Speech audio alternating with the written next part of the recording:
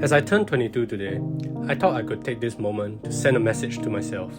A reminder actually, that as we all grow older, we start to get more occupied, chasing after things we've been wanting since young, hoping that eventually, once we get that very thing, we'll be happy. But then we start to want more, and this constant chase for more be truly terrifying, because more means there's never enough.